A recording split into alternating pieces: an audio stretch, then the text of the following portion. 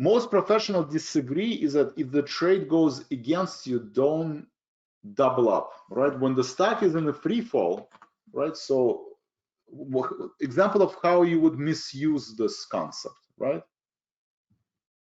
So let's say you're in Amazon, right? You're trading in Amazon, you bought it, let's say, when going into the earnings, you decided to buy Amazon, right? You thought that this is a support, right? It's a very good question. A lot of people, dollar cost average is a very popular strategy. What is the most common mistake? You have a rule, right? I have a rule that I don't want to lose more than $250, right? So basically, I'm buying Amazon at 2,900, right? I see this key support, and I basically say I'm willing to risk $200, right? Because I don't want to lose more than 2.5%, right? $10,000. I don't want to lose more than $200. So let's say you bought one share of Amazon at 2,900, and you wake up today and it's at 2,538, right? So you're down roughly another $200, right? So what do you do now? So now you're down, and we have tickets. This is the most common question I get asked in the support. So now you're down $400, right? Now you're down $400. That is 4% of your portfolio. What do most people do? Well, they say, you know what? Amazon is a great company. It's a multi-billion-dollar company. What's going to happen to Amazon, right? Nothing's going to happen to Amazon. So you buy another share, right? You basically say, Vlad, I'm going to buy another share because I think it's going to go back to this level, right? Using dollar cost average. I bought one share here. Now I'm using dollar cost average and I'm buying one share. That would be a mistake, right? This is not a dollar cost average, right? This is an example where you're doubling up when the trade goes against you and your original,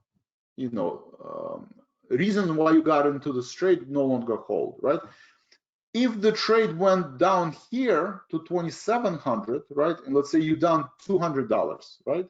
Let's say Amazon was here and your original theory was that this level will hold. So you buy one share here, you down $200 at 27. You basically say, you know what, I am going to buy one share because I think this support will hold and we will have a bounce back.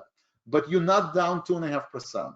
So if you're not down 2.5%, it came back to your original support, which you thought, then I think it's okay to buy one share at 2,700. Buying one share at 2,500, I don't think this is okay, right?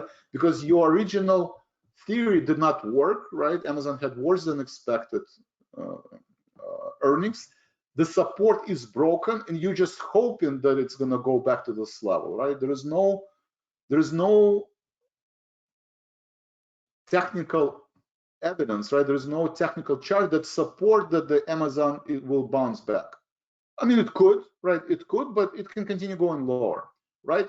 And the fact that you're already down more than 4%, that means you're breaking your rule, right? So I would only use dollar cost average in such a way where once you enter the entire position, you're down less than 2.5%. You got to structure your trade that no matter what happens, you're not down more than 2.5% in position. So that means you look at the wider stop levels and you reduce your position size, right? So basically give yourself more, so stop loss, right? When they say, what does it mean, trade small, trade often? Increase your stop level, give yourself more room, look at the main support levels, and reduce your position size, right? Your position size, you reduce, right? You reduce. I mean, you can't do half a share of, well, let's say you could do fractional shares on Amazon, so then you buy half of Amazon share, right, instead of one. So very good question, very common mistake, and very common question that everybody is asking me, right? They basically, we have support calls right now that says, what do you think about Amazon? What should I do? Well, first, I can't give you an advice, but second, my first response, how much are you down? If you're down 2.5%, then you're out, right? If you're down 1% and you think, market is going to rebound, I mean, potentially Amazon can close this gap for sure, right? It is possible. So if you want to risk it, fine, then you could do it, but you got to be down less than 2.5%. If you're down more than 2.5%, It's a flip of a coin. Amazon can go to 2,700 on Monday because market is oversold and try to close the gap, right? Like Google did, or it will continue going down if stock market. It's all going to depend on QQQs, right? At this point, everything's going to be dependent on QQQs. QQQs rally, okay, Amazon will try to close 2,700. QQQs down, Amazon will be the first one to go lower, right? It's going to underperform on the downside now.